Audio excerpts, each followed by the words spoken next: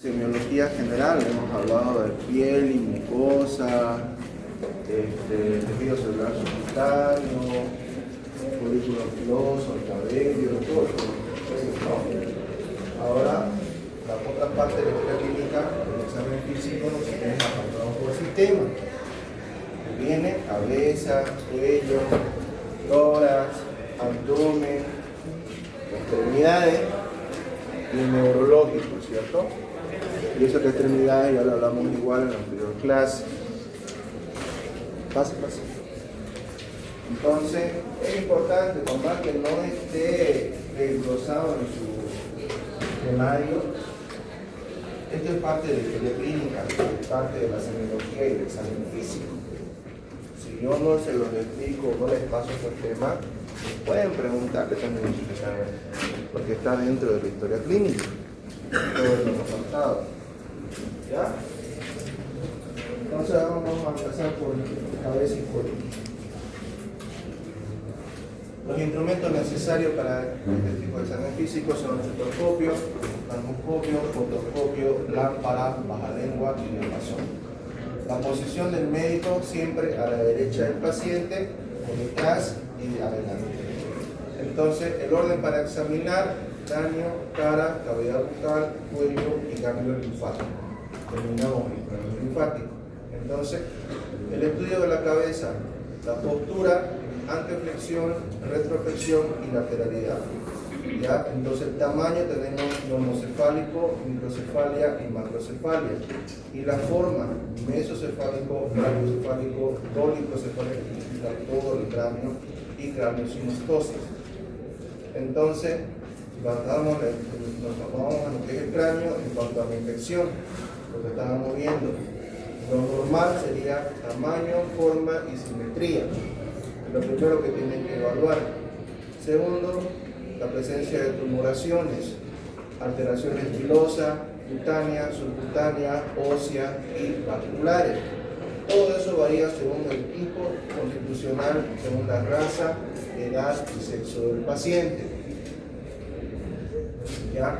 Entonces la palpación se realiza con ambas manos, recorriendo con el pulpejo de los dedos toda la superficie craneana para reconocer anomalía o alteraciones en la superficie explorada. Percusión se efectúa en forma directa y unidigital con el diapasón. Auscultación: se ocultan los globos oculares, zonas temporales, parietales, buscando soplos que puedan revelar malformaciones complejas. Una zona frecuente de ocultación a nivel del cráneo es la zona temporal. ¿Ya? Ahí es donde más frecuentemente van a ocultar este tipo de soplos. Entonces, inspección del tamaño: tiene una forma ovalada en sentido antero-posterior. Macrocefalia, de una constitucional, o la hidrocefalia, como vemos. En el adulto, la enfermedad de Paquet se presenta como un crecimiento del cráneo. Tenemos la microcefalia, ya el cráneo pequeñito, en otras palabras. Inspección de la forma: hemos dicho que hay mesocefalia, con un índice del cráneo entre 75 y 79, la braquicefalia, que es corto, mayor a 79, y la dolicocefalia, que es más alargado, de 75. Entonces, luego hay enfermedades en las cuales está dependiendo su extensión en busca de deformidades. Hay que aprender a diferenciar entre salientes anatómicas normales versus tumoraciones patológicas. ¿Ya? Muchas veces, por ejemplo, en los bebés se asustan las madres y todo, porque aún no está solidificado lo que son las cisuras que hay en el cráneo. Entonces, algo normal lo pueden confundir con algo patológico. ¿Ya? Entonces, tumoraciones como ser lipomas pueden haber, histerodermoides, sarcomas, hematomas subcutáneos, y todo determinado por la palpación. Los aneurismas se palpan como una formación extensa, blanda, con frémito, y se oculta un soplo a ese nivel. El frémito por el paso de lo que es un aneurisma, una formación vascular, y por el pase del flujo de lo que es la sangre se va a palpar lo que es el frémito y la ocultación de un soplo, lo cual no es normal aplicar un soplo en el vaso arterial.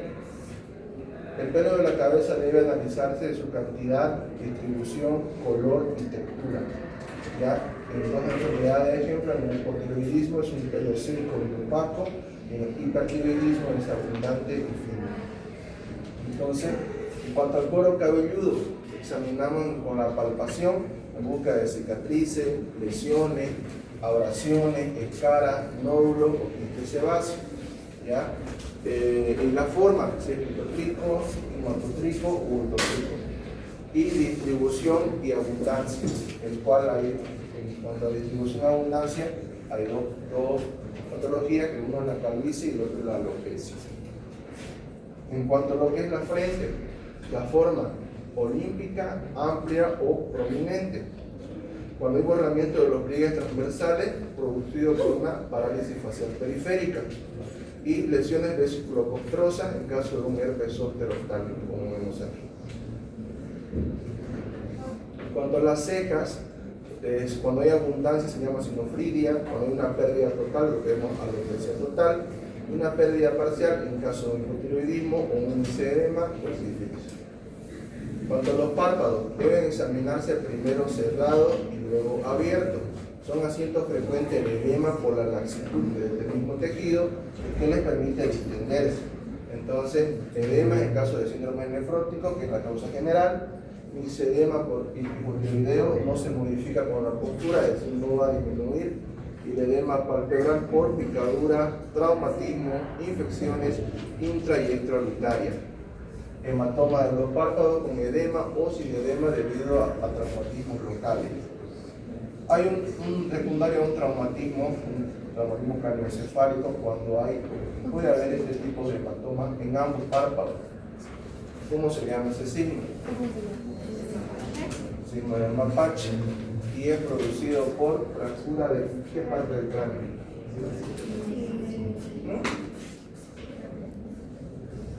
¿Qué parte se fractura para que aparezca este signo? La base del cráneo, ¿ya? Entonces hay distintos signos que son esto se llama o equimosis. ¿Otro nombre? Palpebral, ¿ya?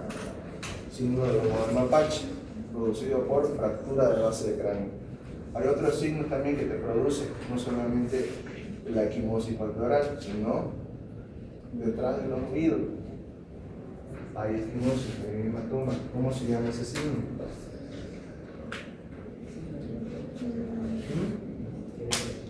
¿Alguien sabe?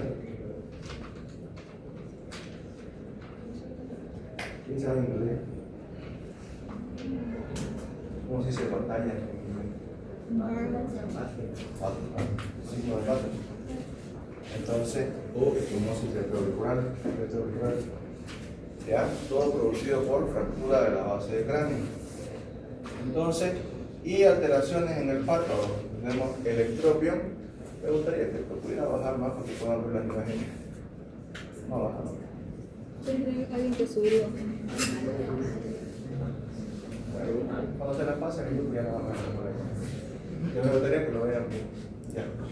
Ahí vemos las alteraciones en el párpado, como se pueden apreciar aquí, está más sobresalido y sería el estropio.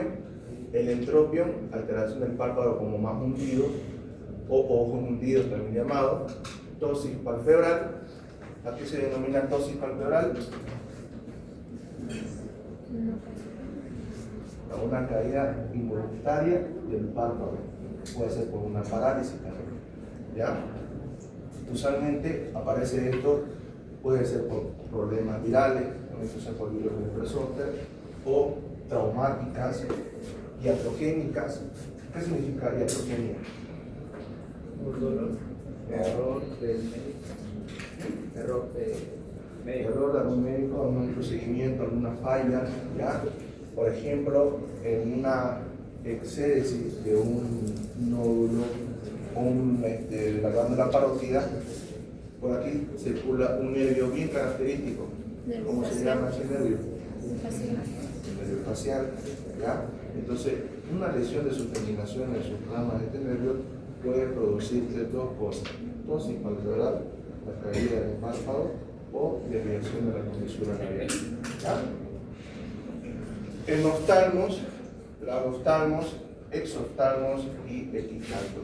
con la inyección conjuntival. Entonces luego tenemos blefaritis, orzuelo, chalación, dactiocistitis, mesantelano. La blefaritis, la inflamación del borde libre de los párpados. El chalacio es la inflamación de una de las glándulas de meiomio, ¿ya? Y el orzuelo, que es la infección del folículo piloso de la pestaña.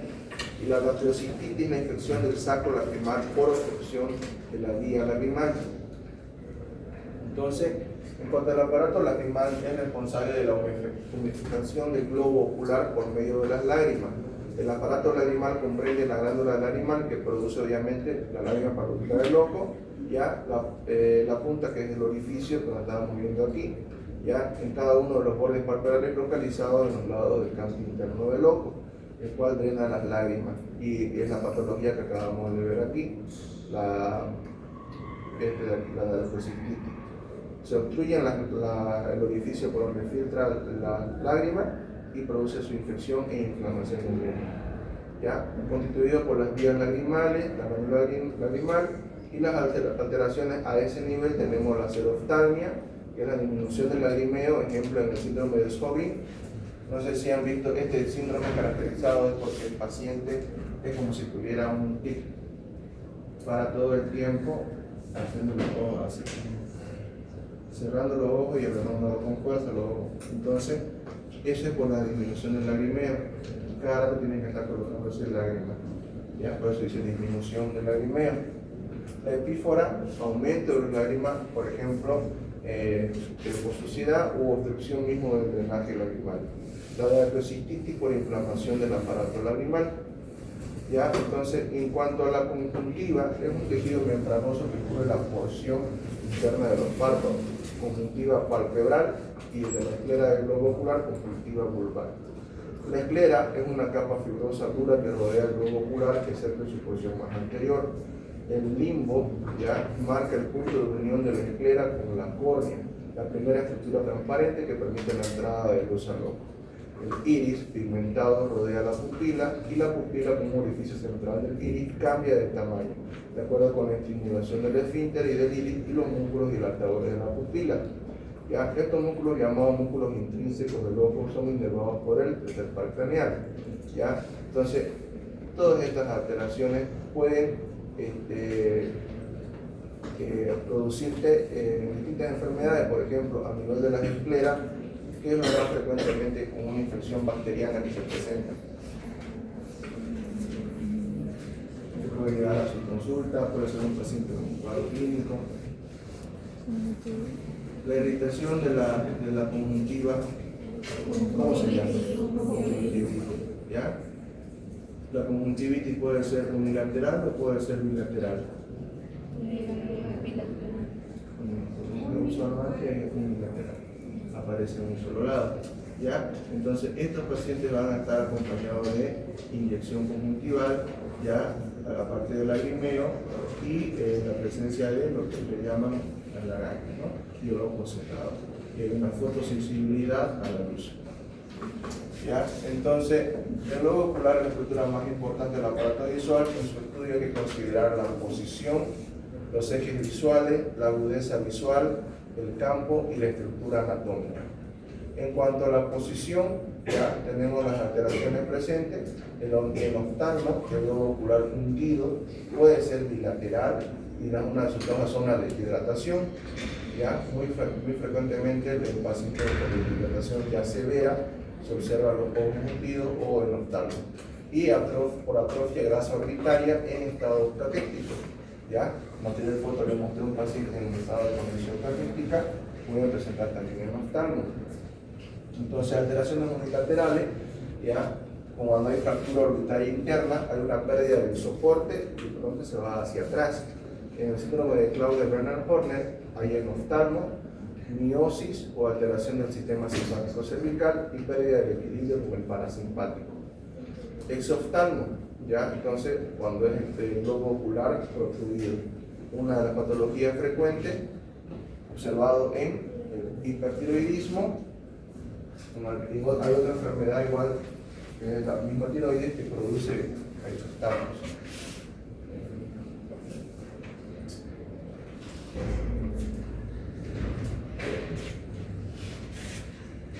hipertiroidismo y ¿qué más?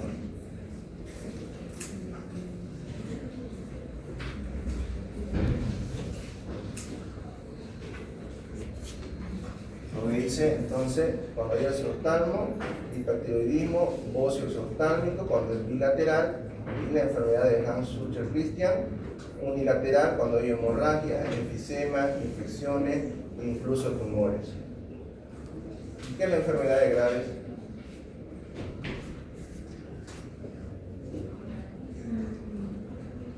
¿Sabe?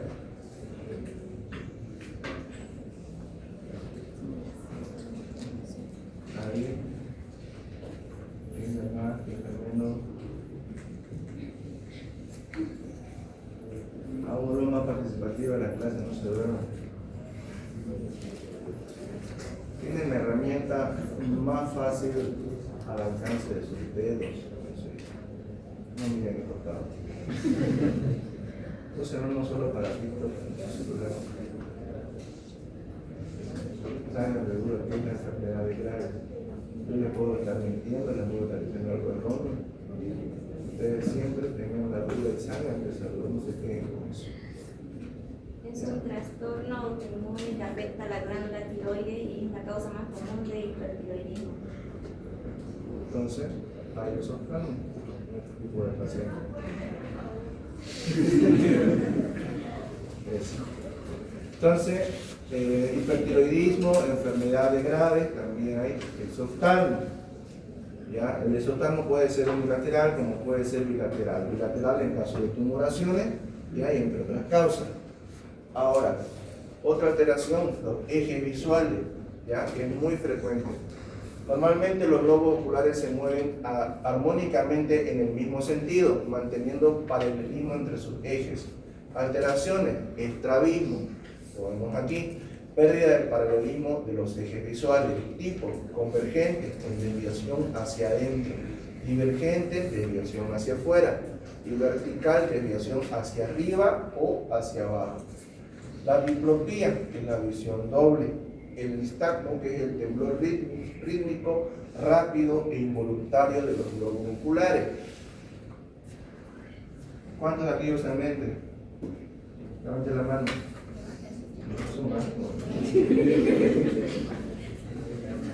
A ver, por lo menos uno, mencióname por qué usa o por qué usa lente. ¿Cuál es su causa? ¿Ah? Miopía. Pero me levantaron la mano, pero aquí me pueden decir múltiples causas: miopía, astigmatismo, diplopía. Ustedes levantan la mano. ¿Por qué mejor? ¿Por qué? ¿Por qué usan lente?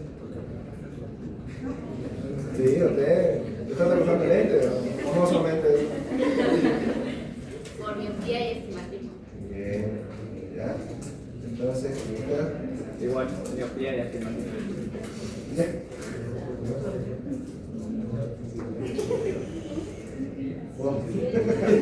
No, Carlos Malo. ¿Usted por qué usa?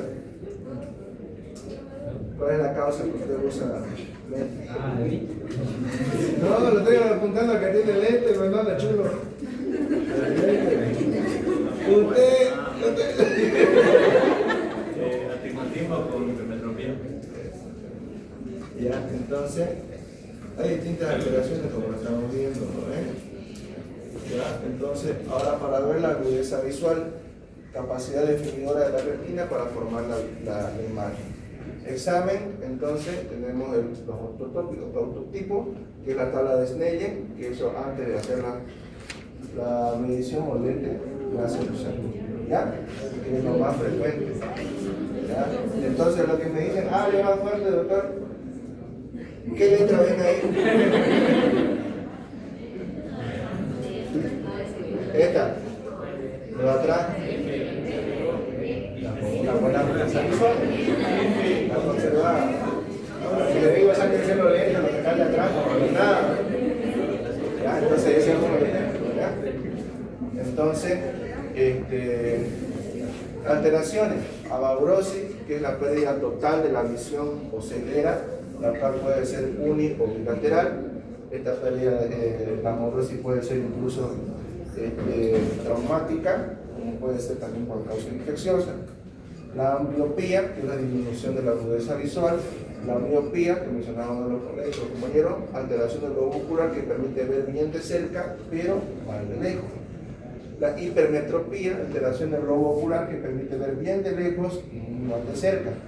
La presbicia, alteración de la musculatura que acomoda al cristalino, lo que permite ver bien de lejos, pero mal de cerca, y es propio ya de personas mayores.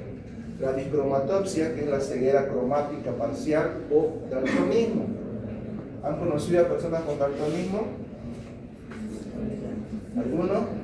¿Cuáles son los colores que usualmente tienden a confundirlos? Que usualmente nosotros vemos bien. Rojo, azul, verde, es por eso que esas personas no pueden manejar, ¿verdad? Entonces, en rojo y en verde, o sea, entonces,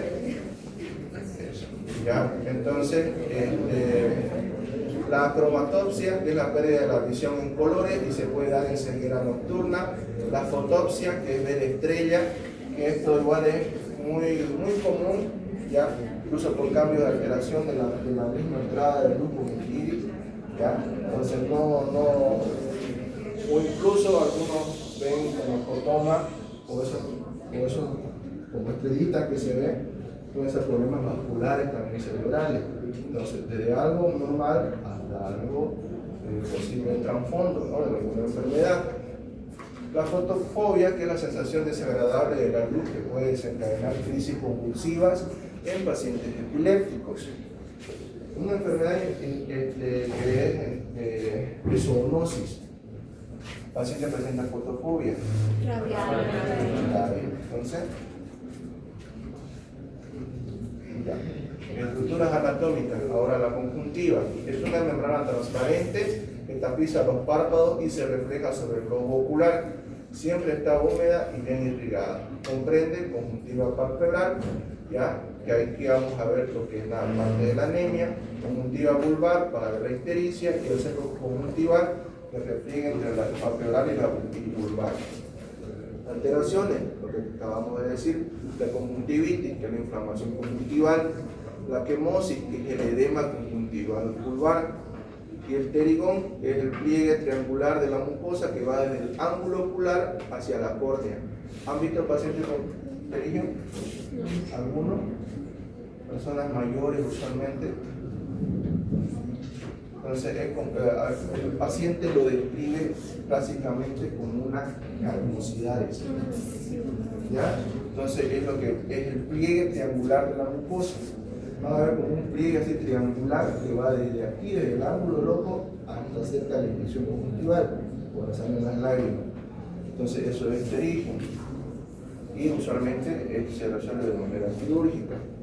Entonces, la esclerótica es la tónica que con la córnea forma la capa externa del globo ocular. Se caracteriza por ser fuerte, opaca, inelástica y levemente azulada.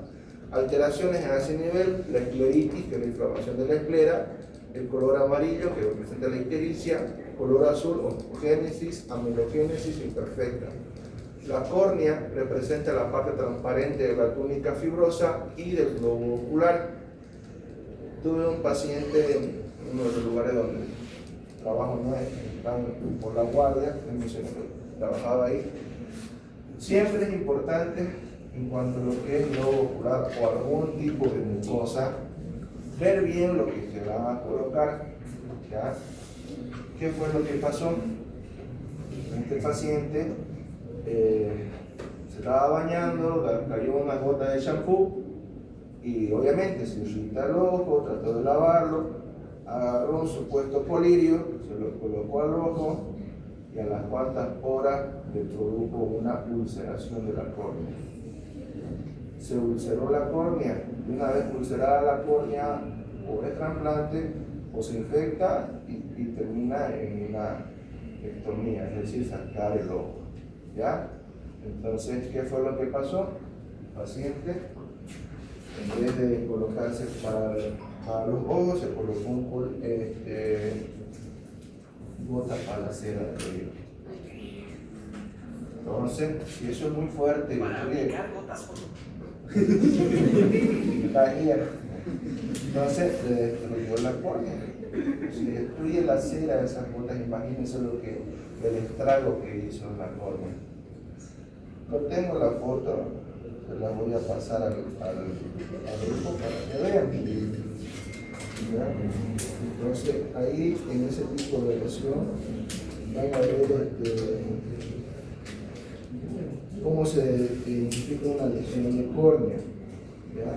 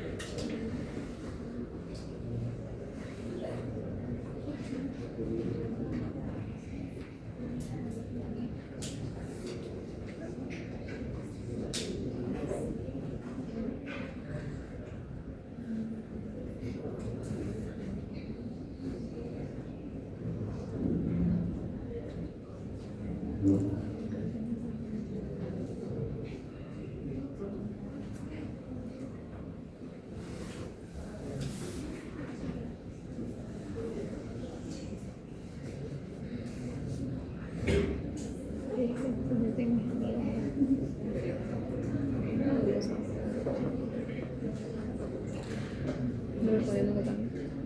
No respondiendo. Está muy mal eso.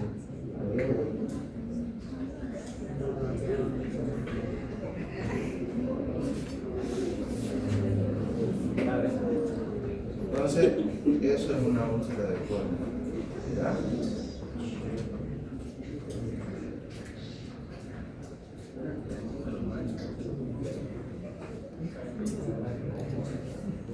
Exactamente. Entonces, para terminar en cirugía, sacar el ojo, peor si pasa mucho tiempo, te vas a sacar. ¿Ya?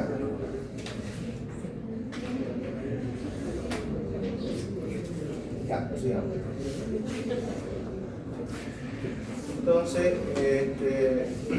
en cuanto a lo que es la córnea, estábamos viendo las alteraciones, la queratitis, que es la inflamación de la córnea, el arco senil, que es el anillo grisáceo que rodea la córnea, que es normal y fisiológico en los pacientes ancianos, el anillo de Kaiser-Fraser, que es el anillo verdoso en el limbo corneal y se ve en la enfermedad de Wilson, y el leucoma o opacidad corneal, que es la cicatriz de una queratitis.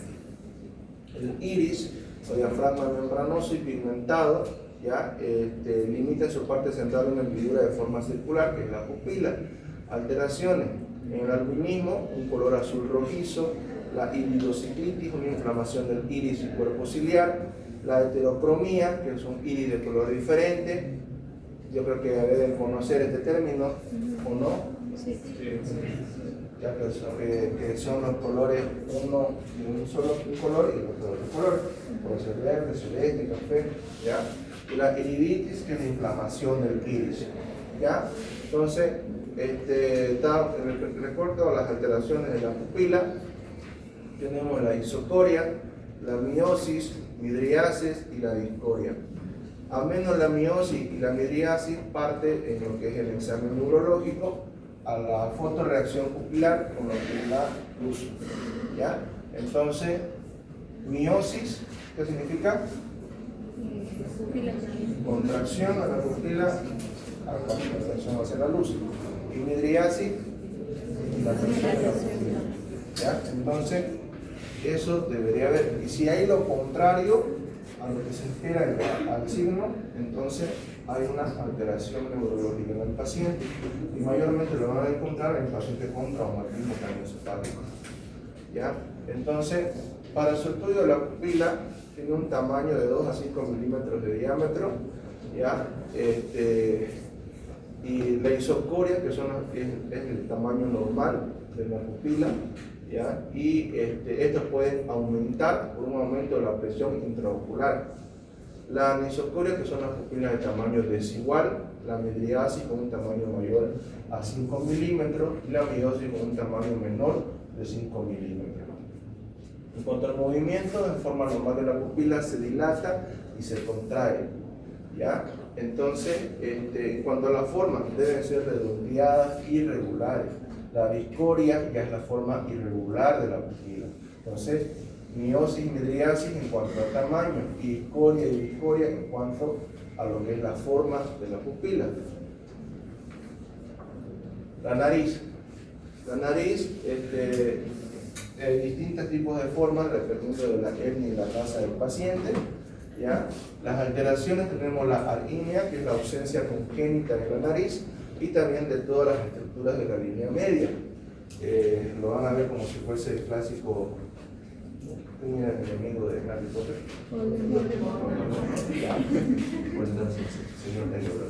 Entonces, la fractura, cuando hay una rinodeformación o limitación de la entrada de aire, y la nariz en silla de montar, que es el caso de la sífilis congénita. En cuanto al color, la piel que recubre la nariz es similar a la del rostro. Las alteraciones, rinofima, alteración global de la piel nasal, color y aspecto frutillado, que es el acné rosáceo. La rubicundez, que es la piel nasal eritematosa, ejemplo, el glucos eritematoso sistémico. En las secreciones, en forma normal, produce mucus y el cual humedece el aire, que eso es la parte fisiológica. En alteraciones, en la rinorrea, que es la salida de otra secreción, esa puede ser seroso acuoso, mucoso, pus y líquido cefalorraquídeo por fracturas a nivel de la fosa craneal anterior. Entonces, no solamente puede salir, como dice ahí, el líquido de la misma secreción para humedecer la nariz. Entonces sale, aparte de muco, puede salir sangre, puede salir pus, ¿ya? Y puede salir líquido cefalorraquídeo. Entonces, en las alteraciones olfatorias, en función de la alteración del trastorno olfatorio, pueden ser considerados desde los puntos de vista cuantitativos y cualitativos. En los cuantitativos tenemos la hiposmia, que es la disminución de la capacidad olfatoria, la anosmia, que es la pérdida total de la capacidad olfatoria, y la hiperosmia, que es la exacerbación de la capacidad olfatoria, característico de mujeres embarazadas.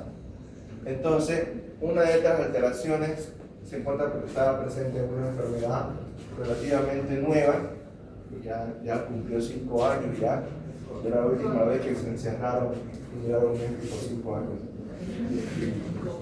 COVID, ¿ya? Algunos han enfermado, yo creo que sí, ¿no? ¿Presentaron ese signo? Sí. ¿Sí? Entonces, en lo cualitativo tenemos la catosmia, que es la percepción de malos olores, la parosmia, que es la percepción errónea de un olor, ¿ya? Eso es más que puede ser relacionado incluso a la presencia de tumores cerebrales, ¿ya? Y perciben olores que no están relacionados a que deberían oler. Entonces, la cavidad paranasal constituyente, seno maxilar, senos frontales, senos etmoidales y senos esfenoidales, ¿ya? Entonces, la alteración característica de estos son la sinusitis. Sinusitis, inflamación de la cavidad paranasal. Pansinusitis, que es el compromiso inflamatorio múltiple de las cavidades paranasales, ¿ya? Es decir, de todas las cavidades. Por eso el pan siempre engloba a todo.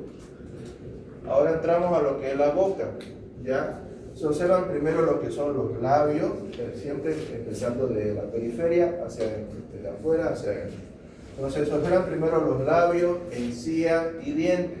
Al mismo tiempo se puede observar la mucosa de los labios, hay que notar la presencia de maloclusión, falta de diente o higiene dental defectuosa. ¿Ya? Entonces también vemos en la mucosa de los labios, vemos si están hidratadas, ¿ya? Semi-hidratadas o deshidratadas, si están coloreadas, si están pálidas, si están cianóticas o si están histéricas. ¿Listo? Se pide al paciente que abra bien la boca. El examinador debe observar cuidadosamente la mucosa bucal y es esencial para ello utilizar un depresor de lengua. ¿Qué es lo que usan? La lengua. El paciente coloca la punta de la lengua contra el techo de la boca para exponer el suelo de la misma, para ver los paladares blandos y duros y la úvula. Lo mejor es que el paciente incline ligeramente la cabeza hacia atrás Entonces, ahí es lo que vemos, esta enfermedades respiratorias agudas, que es muy frecuente, las amigdalitis, uveitis, amigdalitis, ¿ya? Entonces, para eso deprime, para ver lo que es la úvula y las amígdalas. Entonces, ahí hay distintas clasificaciones de las amigdalitis, ya sea bacteriana o viral. La bacteriana, por presencia de placas blanquecinas, ¿ya? Entonces, y la viral solo con gestión hematosos. Eso al examen físico, en la revisión. Entonces, la palpación debe efectuarse simétricamente en pacientes de más de 50 años, especialmente en varones, dada la frecuencia del cáncer bucal, que está habiendo muy frecuente en pacientes ya relativamente jóvenes, relacionada al puñico, le dicen, creo, ¿no? No me equivoco. Entonces, está haciendo muy frecuentemente este caso, ¿ya? Y es preocupante porque es agresivo este cáncer, deforma la cavidad. Voy a buscar una foto y se lo voy a mandar al grupo igual.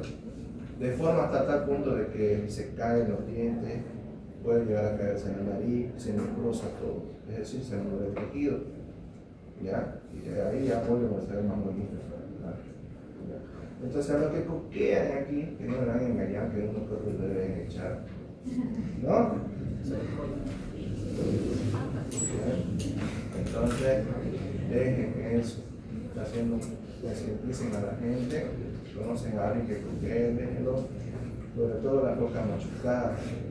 Entonces, porque ustedes recuerden que la coca base para la cocaína, ¿no ven? Entonces, ¿qué te produce la cocaína? Vasoconstricción, se puede producir. Los pacientes que son cocainómanos, que abusan de la cocaína, producen necrosis de la nariz, por lo tanto se le cae la nariz. Eso es lo que produce vasoconstricción, ¿ya? De una forma u otra, como lo vean, está produciendo alto cáncer de boca. Es absolutamente esencial la presencia de síntomas procedentes de la cavidad bucal que se observa cualquier lesión. El dedo que palpa ha de protegerse mediante un dedal de goma o un guante. Nunca metan algún tipo de orificio o mucosa, no metan el dedo al recubierto. ¿Ya? No le va a pasar esto. Usen guantes siempre, para si no dan un paciente, usen guantes. ¿Ya? La mucosa bucal se explora entre el índice y el pulgar. Entre el índice y el pulgar se explora la que es la mucosa bucal. La lengua se percibe manteniéndola fuera de la boca con una mano que lo agarra por la punta y mediante una compresa de gases, palpando con el pulgar y el índice. ¿Ya? Como la palpación de la base de la lengua, amígdala, hipofaringe y región del seno piriforme produce reflejo nauseoso. ¿Ya? Entonces, lesiones en la cavidad bucal, aquí tenemos el cáncer de lengua, cáncer de labio, ¿ya? Y la leucoplasia, que es la placa blanquecina de la lengua, ¿ya? Entonces, esto cuando avanza va deformando hasta tal punto que se pueden caer todo lo que es los dientes, compromete las otras estructuras y puede llegar a caerse incluso la nariz, ¿ya? Lesiones benignas de los labios, dientes y mucosa, el herpes labial, la gingivitis, ¿ya? La gingivitis que es muy frecuente, o encía sangrante, que es el asociado al caries dental, el chancro, ¿ya? Ambas relacionadas a enfermedades de transmisión sexual, épulis y los dientes de Hutchinson. ¿En qué enfermedad encontramos los dientes de Hutchinson? Lesiones en la orofaringe, amigdalitis aguda, amigdalitis crónica, absceso periamigdalino, absceso retrofaringios. ¿Ya? Entonces, ahora entramos al oído. Se debe inspeccionar cuando no existan nódulos, carcinomas o hematomas. En este caso vemos la presencia de un carcinoma y esto de un nódulo o posible hematoma. ¿ya? Entonces los hematomas siempre te van a presentar como protrusiones, no necesariamente por la coloración violácea, pueden tener esta consistencia, ¿ya? La movilización y presión sobre el trago son dolorosas en el caso de la otitis externa, mientras que la sensibilidad retroauricular puede darse en la otitis media. Entonces, inspeccionar la integridad de la piel, forma y tamaño, simetría y posición del pabellón auricular. Examen físico. Tenemos un margen superior que debe tocar con la línea imaginaria desde el canto extremo del ojo al occipucio. Si no se asocia a alteraciones congénitas de los riñones o anomalías cromosómicas, lo más frecuente.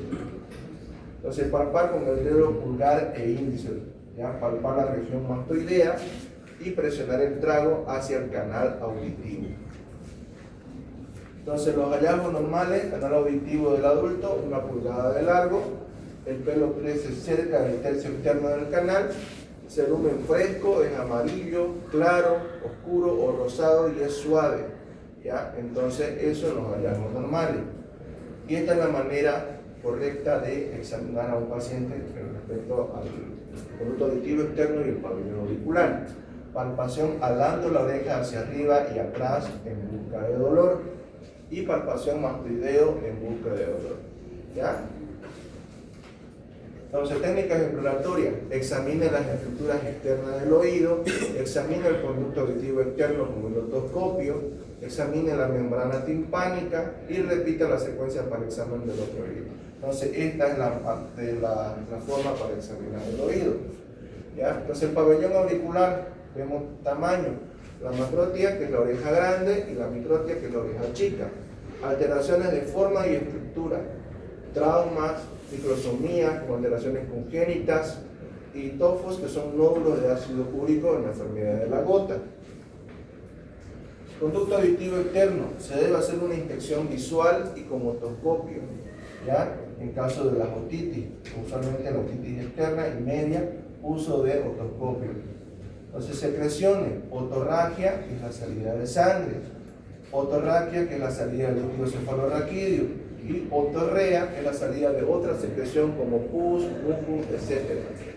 Entonces, la otorraquia podemos ver en qué patología o en qué tipo de alteración vamos a encontrar en otorraquia. Que salga líquido cefalorraquídeo por los oídos.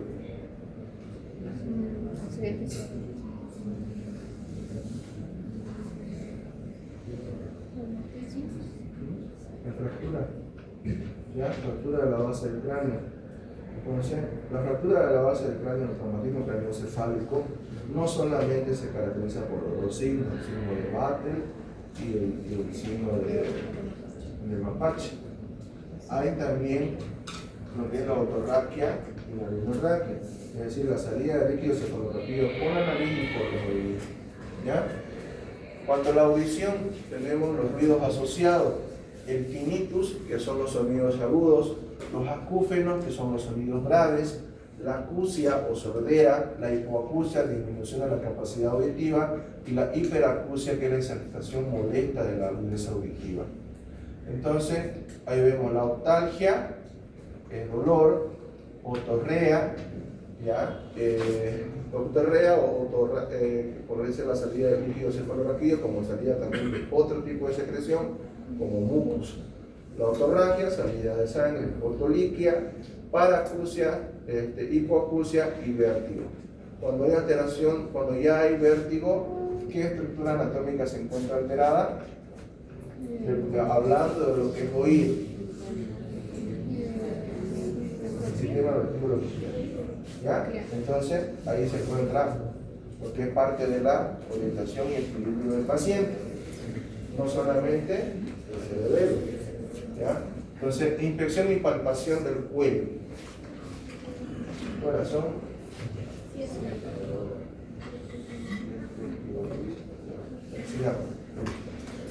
Ya. Ahora, en cuanto al cuello, lo más característico se basa solo en lo que es inspección y palpación, ¿ya? Y dejan de lado casi lo que es la auscultación y casi nada en busca de percusión, al menos que haya algún tipo de masa, ¿ya? Entonces, en cuanto a lo que es la ocultación del cuello, ocultan los vasos principales en busca de presencia o ausencia de soplo carotídeo, ¿ya? Ahora, la inspección del cuello se hace de frente y perfil. Palpación es mejor comenzar por detrás, seguido de frente y lateral. Invitar al paciente a relajar sus músculos flexionando la cabeza. En deglución, ¿ya? Técnica de Kervain con pulgar en la nuca y los 4 dedos inspeccionando los lóbulos. Maniobra de Crille, pulpejo de una mano empuja hacia el lado opuesto y pulgar de la otra mano buscando nódulos. La maniobra de la Hay, que es el pulpejo del pulgar, empuja hacia el lado opuesto y con el otro se palpa. Una alteración frecuente que van a ver es el bocio, ¿ya? Entonces, este bocio puede ser nodular, multinodular y bocio tóxico o endémico se llama. Entonces, hay distintas alteraciones. A nivel de la glándula tiroides. La glándula tiroides es una glándula neuroendocrina situada justo debajo de la vena de Adán, junto al cartílago tiroides sobre la tráquea. Pesa entre 15 y 30 gramos en el adulto y está formada por 2 lóbulos en forma de mariposa, que vemos acá. ¿Ya? A ambos lados de la tráquea, ambos lóbulos unidos por el istmo. La glándula tiroides regula el metabolismo del cuerpo, es productora de proteína y regula la sensibilidad del cuerpo a otras hormonas. El examen de la glándula tiroides forma parte del estudio del cuello y debería efectuarse con el paciente sentado o de pie, con el tórax desnudo y con una buena iluminación. En esta manera hacemos la inspección del cuello y la posición del paciente. Se inicia con la inspección de los planos anterior, posterior y laterales del cuello, incluida la región submandibular, donde pueden advertirse en algunos pequeños casos un nódulo en la línea media, correspondiente a restos embrionarios del conducto tiroidoso. Entonces, esta es la manera correcta del paciente para hacer la palpación. La palpación de la glándula tiroides se inicia deslizando el pulpejo de los dedos sobre la superficie cutánea, que corresponde al lugar donde está ubicada la glándula, destacando cualquier anormalidad o sobreelevación, así como la sensibilidad que se produce al arrastrar la piel sobre ambos lóbulos. ¿Ya? Debido a su tamaño relativamente pequeño, porque está rodeada del músculo esternocleidomatoideo y su textura blanda, la glándula tiroides rara vez es visible y solo se palpa en ocasiones. Su agrandamiento se detecta inicialmente como un aumento en el tamaño de los lóbulos laterales. El crecimiento adicional genera una glándula visible en la inspección lateral y en la inspección anterior con el cuello extendido.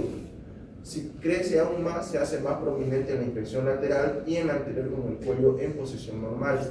En el siguiente cuadro vamos a ver cómo es el clivaje de la inspección. ¿Ya? Entonces, las dos grandes alteraciones que vemos a nivel de la tiroides, lo que estábamos hablando, el hipotiroidismo y el hipertiroidismo. ¿Ya? Entonces, es una afección en la cual la glándula tiroides no produce la suficiente hormona tiroidea. Los síntomas, que esto es lo más característico, las heces duras o estreñimiento, aumento de la sensibilidad al frío, fatiga o sentirse lento, periodos menstruales abundantes, dolor muscular o articular, palidez o piel reseca, tiende a la tristeza o depresión, a diferencia del hipertiroidismo, un paciente ansioso, cabello o uñas quebradizas y débiles, ya aumento del peso que es involuntario. Entonces, si tiende a ser crónico, los síntomas tardíos y sin tratamiento, hay disminución del sentido del gusto y del olfato, ronquera, hinchazón de la cara, las manos y de los pies, discurso lento, engrosamiento de la piel y adelgazamiento de las cejas. El hipertiroidismo es una afectación en la cual la glándula tiroides produce demasiado hormona tiroidea y la afección a menudo se denomina tiroides hiperactiva. ¿Ya? Entonces, en cuanto a los síntomas de esto, también tienen dificultad para concentrarse, fatiga, deposiciones frecuentes, bocios, ¿ya? En el cual o nódulos tiroideos es visible a la exploración física, sobre todo al examen físico viendo de un ángulo lateral al cuello, intolerancia al calor, aumento del apetito, aumento de la sudoración, irregularidades en la menstruación, nerviosismo, inquietud y pérdida de peso. En la alteración de los ojos es muy característica. En el hipertiroidismo hay exoftalmos y en el hipotiroidismo hay un oftalmo. ¿Ya? Entonces, este es el examen físico, los ganglios linfáticos, bien importante para determinar que no haya una inflamación de los mismos secundarios a un cuadro infeccioso. ¿Ya? Entonces, es muy frecuente ver en pacientes que están cursando con cualquier tipo de cuadro, ya sea bacteriano o viral, porque es secundario a una respuesta inmune de los mismos ganglios linfáticos se tienden a inflamar. ¿Ya? Entonces, y estos al inflamarse, porque tenemos cadenas ganglionares, tanto a nivel cervical, a nivel inguinal, femoral, ¿ya? Se puede llegar a infartar y cuando se infarta se pueden abscedar. Cuando pasa eso, ahí ya es quirúrgico, tienen a sacar el ganglio afectado. Mientras tanto, no, solo es manejo con antiinflamatorios y una buena hidratación del paciente. ¿Ya? Entonces, cuando son afectados los ganglios occipitales, secundario a procesos infecciosos del cuero cabelludo o rubiola. Los retroauriculares por una mastoiditis, infecciones del cuero cabelludo. Los preauriculares puede ser por un arañazo de gato, procesos inflamatorios de la parótida, como una parotiditis. Los submandibulares, procesos inflamatorios faringios, amigdalinos y dentales. Los submentonianos por una estomatitis, fiebre aftosa, caries y granulomas dentarios. ¿Ya? Y estos los granulomas, pero el granuloma secundario a una TB, ¿ya? Puede aparecer una inflamación de los ganglios cervicales y por lo tanto un infarto. ¿Ya? Entonces, en estos casos, tiene que drenarse. Si hubiéramos empezado el sábado en la noche, la práctica, hubo un paciente del MIS, paciente joven, en el cual le habían hecho su drenaje en una parte de la clínica, en una parte privada, y ya obviamente se acaban los recursos y se van al público. Y el drenaje fue insuficiente porque avanzó el tejido, avanzó la formación de pus hacia más arriba. Entonces tuvimos que abrirlo y drenar en ese momento. ¿Ya? Entonces la complicación puede llegar a afectar en planos profundos. ¿Ya?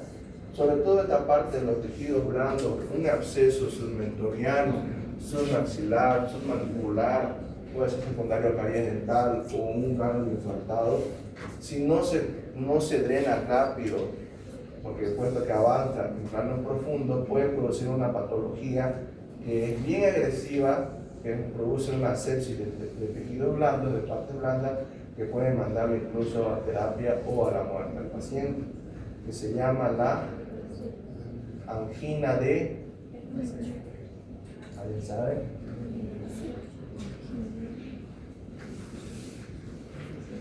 Todo esto se le puede, o sea, se pone tumefacto, un absceso, pero abarca todo. Angina de Ludwig. ¿Ya? No mencionó eso, pero lo puedo llegar a preguntar. ¿Ya? Angina de Ludwig. ¿Ya? Entonces, la exploración de los vasos del cuello, como les dije, en cuanto a lo que son los vasos del cuello, lo principal es la inspección y la palpación y aplicación. Casi no hay lo que es la percusión. En la inspección y palpación, lo que ya hemos visto, hay anomalía de lo que es en el movimiento de los vasos, que es la invulgación yugular, que eso lo van a ver en patologías cardíacas, ¿ya? En insuficiencias hepáticas también puede haber, y la palpación para palpar lo que es esencial del pulso en un sitio frecuente para el pulso, y en la auscultación para ver si no hay soplo carotidio o también puede haber frémito, ¿ya? Entonces, eso es lo más importante en cuanto a lo que son los vasos. Okay.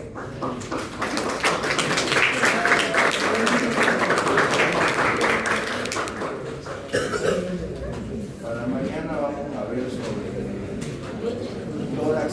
también?